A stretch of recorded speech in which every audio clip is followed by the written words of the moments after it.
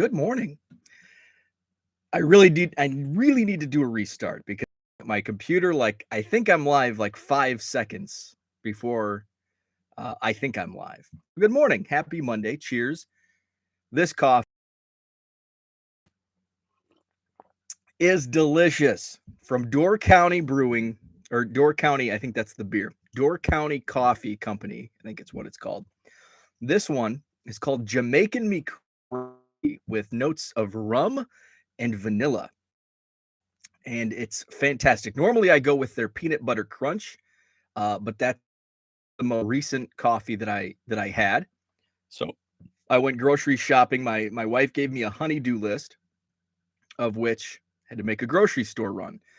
I did talked about my annoyance with the particular grocery store that is our regular stop, just out of convenience. It's the closest, and it's where we go. So I went. They actually had two cash registers open, two manned cash registers. So it wasn't as annoying. And they had stock put away. Like the last few weeks, there's just been pallets of groceries all over the store, and it's hard to. So I was in the coffee aisle, and I wanted to get some new coffee because I ran out of my peanut butter crunch. So I was looking for other local coffees, one of which was like $16 for one of the small packets. And I'm like, geez, I'm not spending that. But then I thought about it after I spent, because this is still, pricey at $8. I think it's like $8.49 for the small packet of coffee. But really, it gets you, like, I can get like a week's worth of pots of coffee, which, it's about four of these cups per pot. Um, so you break it down, it's actually a great deal. You go to Dunkin' or Starbucks, you're paying a few bucks for a cup of coffee. So I guess it's all relative, but I passed on the really expensive coffee and just got the Door County Jamaican Me Crazy. Very good. I went with a sweet tooth. Normally I don't have a sweet tooth. For some reason I did yesterday afternoon, and I got some snickerdoodles, some Talenti, which is it's ice cream. What's it called? What's the word I'm looking for? The Italian ice cream, gelato. So I got some butter pecan gelato. I'm not a chocolate guy. I could actually go without chocolate. I would I would rather have sushi than chocolate. Chocolate doesn't do it for me. Like, I'm a pie guy. Like, give me a fruit pie all day, every day. Peach pie, apple pie. My favorite is strawberry rhubarb.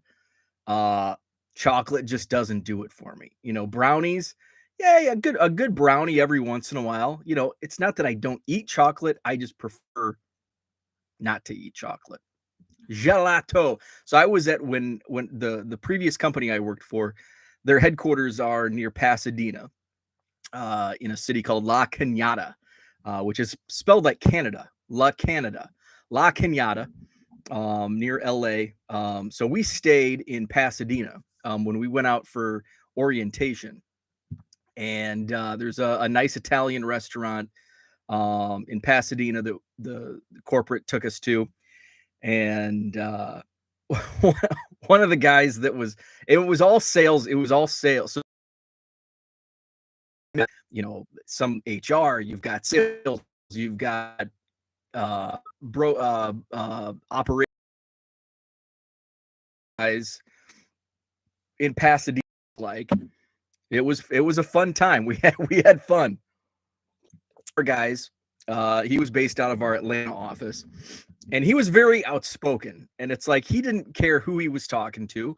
He, which I like. Like, he didn't like kiss ass to, we were sitting right next to the owner, who's, the company is named after to us, and he's talking to him just like he's talking to me. And so the waiter, it's a fancy restaurant. The waiter comes around, with the desserts of gelato, and Kirk was his name, and he goes, "Hey, can I get another bowl of that ice cream?" And the Italian waiter goes, "It's gelato." So that was like that's something took away that I'll never Kirk asking for another ice cream. It's gelato. Very cool. Jeremy's with me. Good morning, Jeremy. Diego gelato yesterday at the grocery store. My wife was not happy because she's a chocoholic and it was butter pecan. And I'm like, don't you like butter pecan? And she's like, you've known me for how long? I got one of those. So, like, my bad. It looked good to me. So that was my grocery store run. Today is the day to make some moolah dinero, dollar bills. So speaking of, I'm gonna talk about efficiently sorting and selling the bulk collection because I will. So I want to talk about that today. Go back to eBay. It's weird how the views, like my views are way up. Like in January now to February, the traffic to my eBay store way up. I had great sales for a couple weeks, and then I had a down week. Last week was down comparatively. But then over the weekend, I saw a spike. I listed basketball. I listed half of or not half, but I listed a bunch of basketball cards from this Goodwill pickup. And then I listed the rest of my NBA hoops cards that I ripped on Friday. Those sold like, if you have any NBA hoops like this year, like the new ones that just came out, they're like moving fast. All the rookies are moving. Cade Cunningham sold for $10 a pop. Ios Desumu sold for $7.50 a pop. Evan Mobley sold for $5. The Slam magazine inserts, boom, sold within an hour, $5 a piece. So they're just moving really quickly. And I'm looking at like the watchers, the offers, and it's like all of them, and they've only been listed for 12, 13, 14 hours in my eBay store. And I'm seeing like 20 views already on some of these, just, Alperen Sengun, some of these low name rookies, 20 views on some of these. So the hoops are moving. Justin, what's up? Good morning, Justin. Jenny said, did you see a difference overnight with the new sale? So yes, so Jenny recommended a new sale. So I canceled out my 20% off 50 or more. I made some sales with that, but it just wasn't. And maybe I'll initiate a better sale with that bulk amount once I get to maybe like 20,000 active listings, because at 10,000 there's just not, I mean, that sounds like a big number. In reality, it's really not when you're, looking to move 50 cards at a time, 100 cards at a time. So I may reinstitute that once I hit 20,000 or 25,000 listings, and do like a 40% off when you buy 50 cards or more, or 100 cards or more. I'll do the math, but I want to make sure I have enough inventory that, people are using that sales promotion. So I kept my 3 or more 15% off, not seeing much traction with as much as I was up into last summer. By the fall, it kind of tailed off. So Jenny said 25% off, 6 items or more. I went to 7 or more. And right off the bat, like as soon as I instituted that promotion, I had a sale. And I think I've only had one, maybe a second sale last night using that promotion. But it's, 24 hours in. So I think it's going to be a good one. So thank you, Jenny, for the recommendation. That 70s card show. Good morning. Do you feel this eBay authentication will impact your sales? No, it will not impact my sales one bit, because I don't have any cards over $750 in my eBay store. Meaning, will eBay defray these new costs across the board in percentage increase, or just those cards being authenticated? So it's going to be, those fees will be like it'll be separate. Like it won't affect, if you're not moving, say I have 10,000 listings in my 10,000 listings in my store, and I have one card that's $1,000 in my store. The fees are only if that card sells, those fees, and not initially. It's eBay's eating those costs, or somebody's eating those costs initially, and the program is in effect right now. Um, and I've actually seen some pictures. There was somebody posted yesterday where it was shipped in just a card saver, which is what I'd say. Just that's what I use. It was shipped in a card saver, and the card actually came out of the card saver, and it was in the eBay authentication box. So they are using it. So it'll be just on once they do start charging a fee for this program. My thought is it'll just be on a transactional basis. So, that fee is only going to be applied to that particular sale. Jeremy says, not a storefront, but do you ever see yourself reaching a point where you need additional space for your card business? Absolutely. I'm at the point right now where essentially I've ran out of room. The leftover commons from this Goodwill purchase, a separate storage area, basement, which I'm not supposed to use for more cards. There's already, it's like 80% my card stuff already in that area. So if I come across like a big collection, I've already looked in. There's a storage unit facility just down the road, a couple miles. So I will go that route. Office space, never say never at this point. No.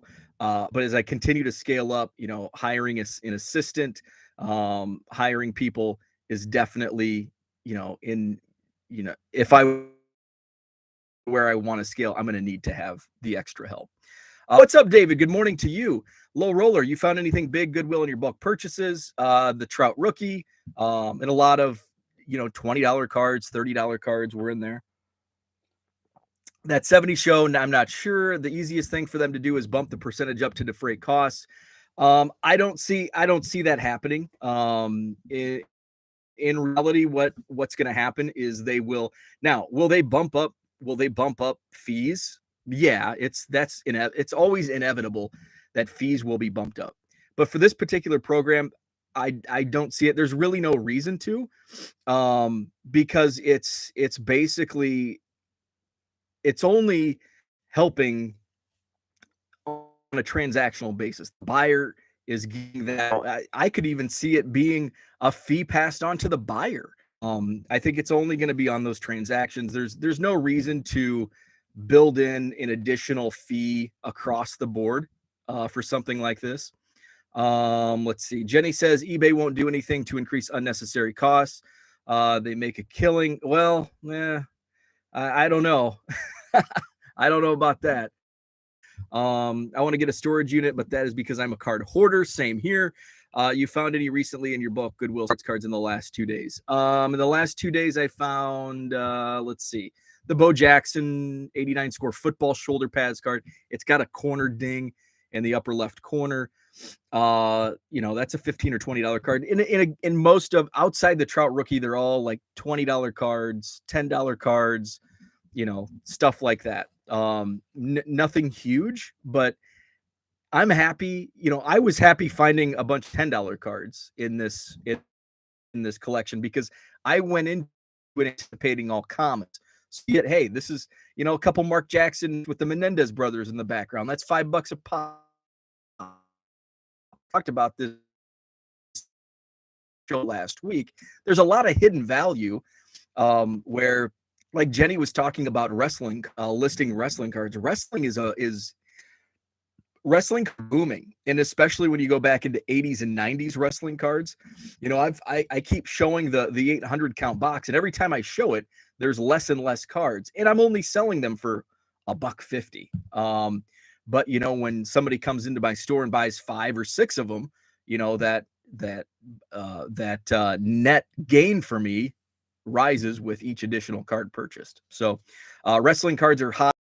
I think it was Jeremy Lee's podcast on Saturday Night Sports Cards Live. He had Tim on from ComC, and I think he mentioned, I think it was, I don't want to mix words here.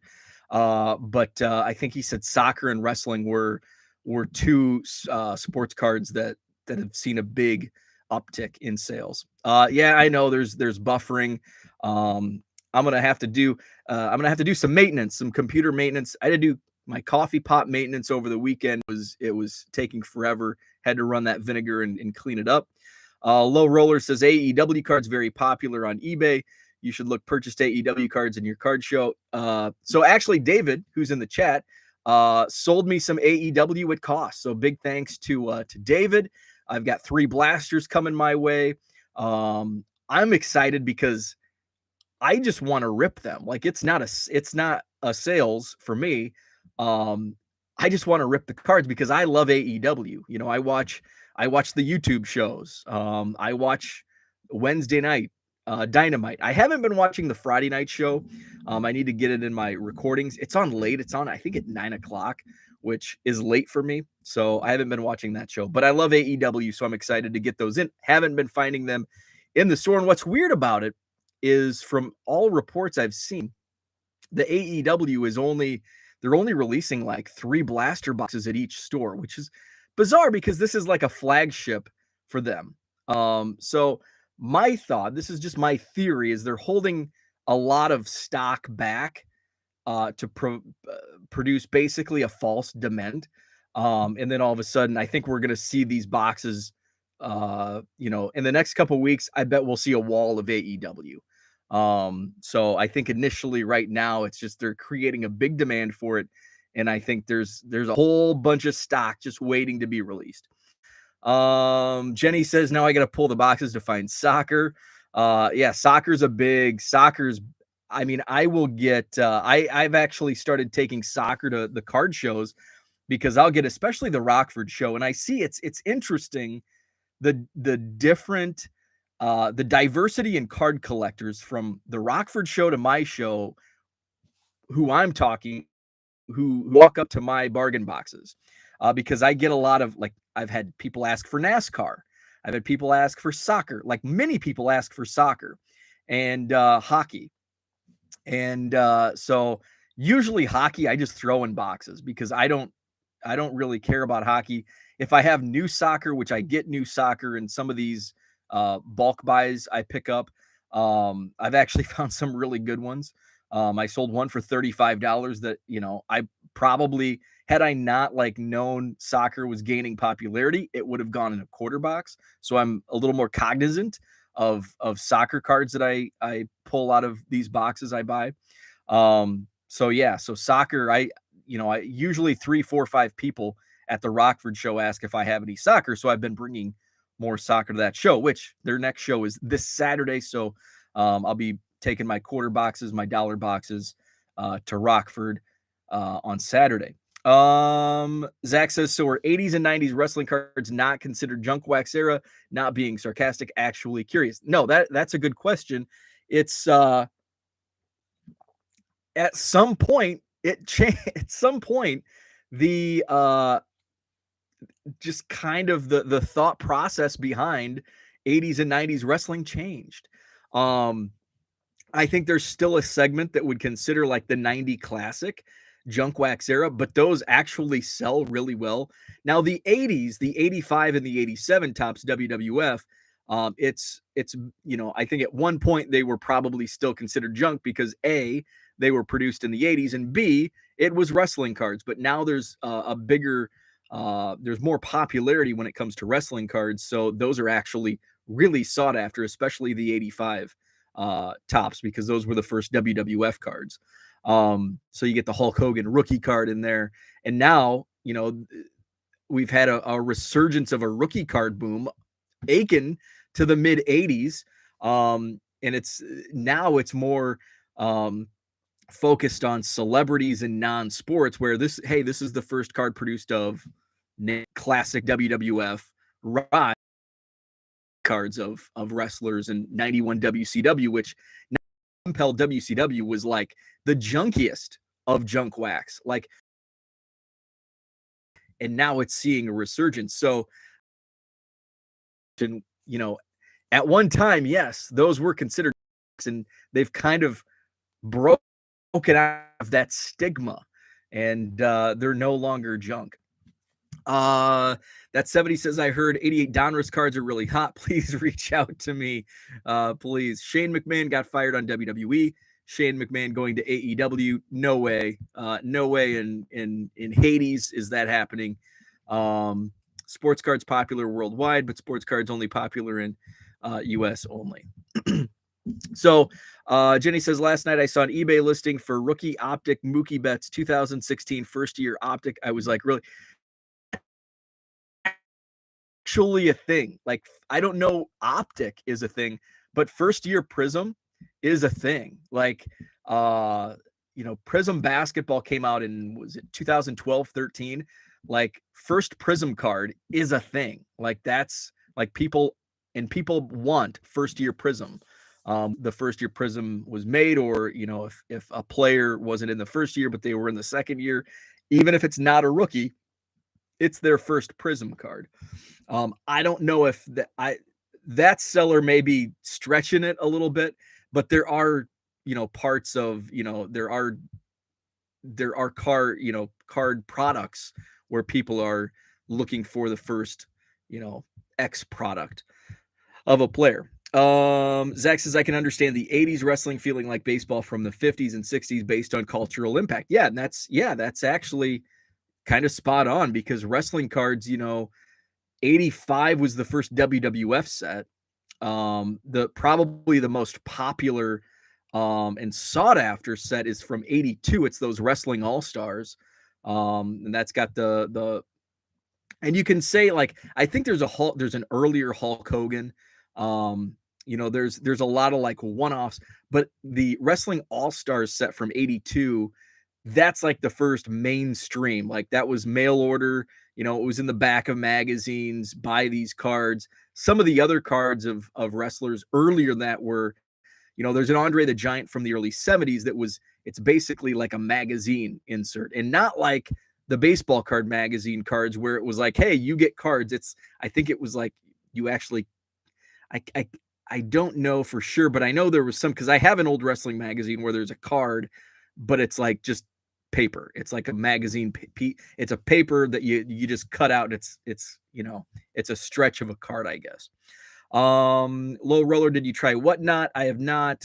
I'm sticking to eBay, but I'm open to all these. At some point maybe I'll look into it, but it's not. I'm not going to look at it anytime soon. So the Goodwill, how to efficiently, I'm almost 25 minutes in, how to efficiently sell a bulk collection. Now, in the past, and I've bought bulk collections, whether it's a bunch of junk or whether it's got good stuff. I've done it several times and different ways, but I think I've found kind of the most efficient way for me. And now each person is different how tackle just how the work. I think this for like my process and how my brain works. So I bought the collection, and what I did was trash 90%, sell the rest. I guess, hey, to break it down and be concise, that's exactly what we're gonna do. Jason Ellis that's exactly what we're gonna do. But there's got to be a process. How do you find that 10%? So that's what I'm going to talk about. So sometimes in the past, I've just unloaded my whole car, and it's easier for me in the winter with this process. Now, this process probably wouldn't work in, say, June, July, August, because I've got to use the back of my car to haul grass to the yard waste facility. So I've got to have that space for the back of my car. But in the winter, I can leave boxes in the back of my car.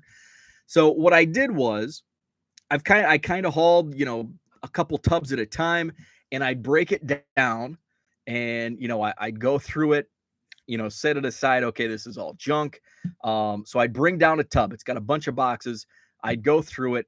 Basically what I did, and this isn't I've got to find a more efficient way than how I did it, and I think I know what to do. But I wanted to create a video series. And I created 3 videos. You can find it on my YouTube channel. Um, just kind of the process going through it the first couple days. So with this process, I go through and I kind of just flip through. Um, if I find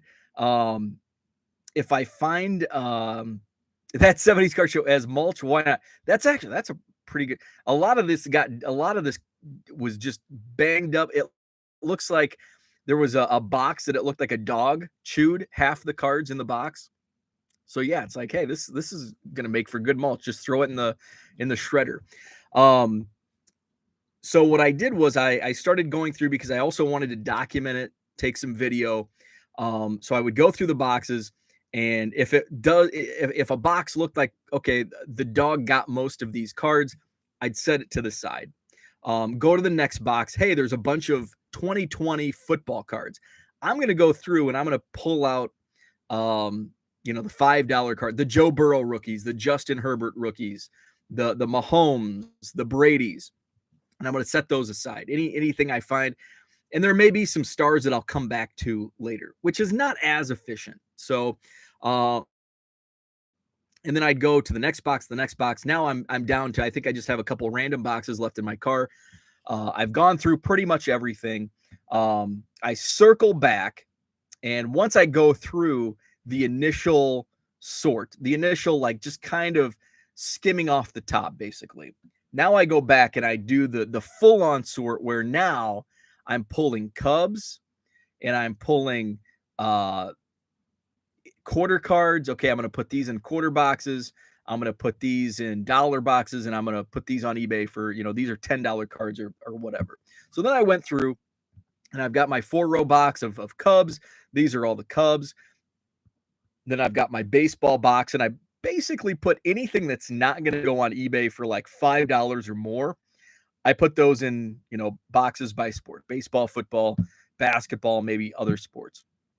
And then I've got my pile of, here's the Jordans that I'm gonna list because they're gonna be $5 or $10 cards. Here's the Tom Brady press proof. Here's the, just random stuff that this is all gonna go on eBay. So that's kind of how the streamlining of the process. So what do I do with the rest? So a lot of it, like the dog chewed the box of cards, those go in just a random box, and those are going straight to the recycle bin. These cards are just all mishmashed, bent corners, creases. Those go in the recycle bin. Tossing those. What do I do with the commons? Well, I'm to the point where I don't want any more commons. Okay, I'm gonna cash out with, I'm gonna list all these in my eBay store. What am I gonna do with the commons? So I listed bulk lot on Facebook Marketplace, 200,000 cards, $500. I had, I knew I was gonna get, I'll come pick them up for $100. Like, nah, not at this time. Maybe in a couple weeks, if nobody else, it's like, okay, I need the room. Maybe I'll do it for $100 at a later date. But right now, just if I get a close enough offer to 500, they're yours. So that's how I'm trying to efficiently go through the bulk buys. And I don't want those common cards lying around because I want to have room for the next bulk purchase if another one comes about. So I'm going to go to the chat. Let's see.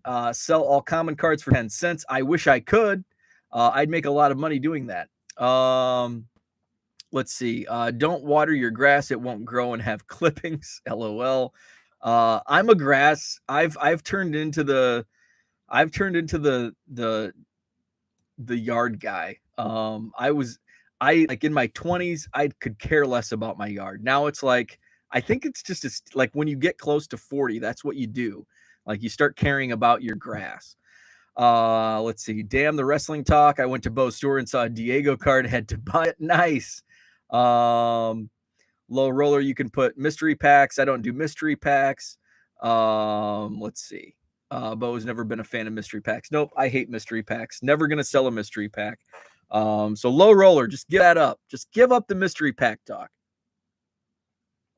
So that's my process for this one. It'll probably change with the next one just to try to be more efficient. I double sorting is not efficient. And I kind of did a double sort this time around. Just but that was kind of because I wanted to document like, oh, hey, I found this Mike Trout. Or here's kind of the process and breaking it down a little bit for the videos. So that's kind of why I did it the way I did it. But I'm finding this has been more efficient than the previous collections I've bought where I just bring it down and then I just kind of like, oh, I'll come back to it. And like 2 months later, I still have boxes of cards I haven't, gone through. At least this way I can like, I have good documentation on, okay, this is the Goodwill. And I'm also labeling that I started listing the cards yesterday afternoon, last night. GW1 is my code in my eBay store. Those were from my Goodwill purchase. And I've got codes for the Rockford January show, the Woodstock January show, and just tracking those down. And that way I know, I spent $30 on this bargain box at the Rockford show. Here's my sales on cards that I pulled. And I think I added them up last night through yesterday. I think my gross sales on the Rockford bulk purchase, the small bargain box, was like 45 or $50. So net, it's probably pretty close to break even. So that's kind of how that was. It really helped. Most of that $50 came from an Evan McPherson rookie that was pulled out of there that sold for like $18. It was I think it was a foil or something. And it probably would have sold for more had I waited, another week when he kicked another game-winning field goal to send the team to the Super Bowl. Let's see. Diego says, Bo, I expect a brand new top loader, FYI. Jenny, what's your next goal for this week for the Goodwill? Okay. So Jenny says, what's your next goal for this week for the Goodwill buy? So this week, so I started listing the cards on eBay. I did basketball last night using File Exchange. I got up over 10,000 active listings, and quickly I sold too much and I'm under 10,000 again. So the goal this week is just listing more. I really need to at some point, which it's going to be tough because it's a card show week. I've got packages backed up from like 3 weeks ago, Cubs cards that have come in. I need an updated Cub card count. Probably won't get to that this week. But I still want to tackle the Goodwill, at least get a count on the Cubs cards.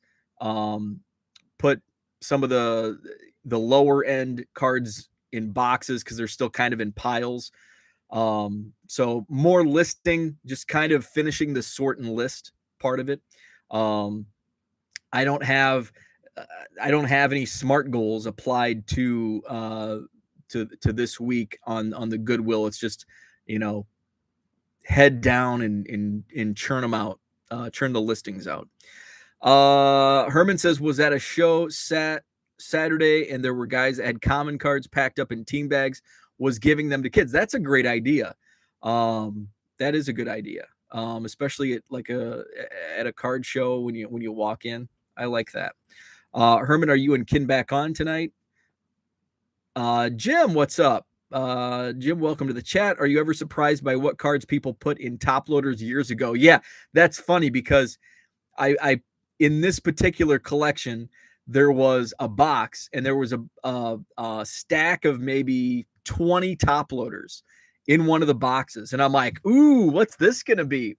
And it was just, and it came from the same person that I bought a Craigslist buy from years ago, because it was loaded with Raiders football cards. And these top-loaded cards were all Raiders football cards from like the mid-90s. And none of them were any good. Like they were all commons. And I'll go through and there'll be penny sleeve 91 Fleer. And it's really funny. And sometimes some of the binders, I'll have to bring a binder in tomorrow morning and show off. It's got prices.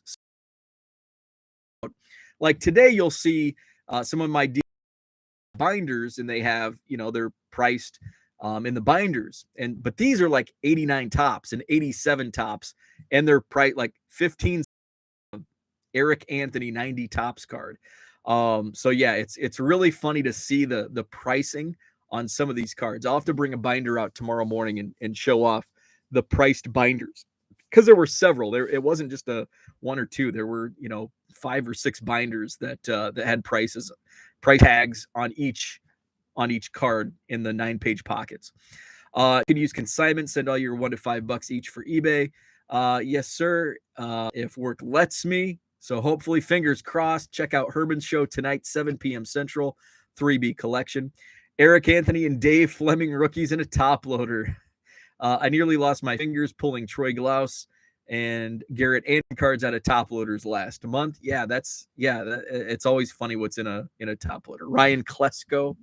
So that's the plan today. I was gonna focus on a file exchange day today, but sales went so great, which hey, that's the ultimate goal, right?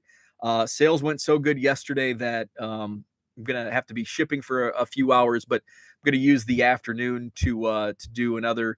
Hopefully, get 200 cards in today, because I've really been slacking on listing, but that's for the last week. I've been going through this big collection, so hopefully I can get up to 200 cards listed using file exchange in the eBay store. So that's the plan. Hey, thanks for tuning in. Awesome chat.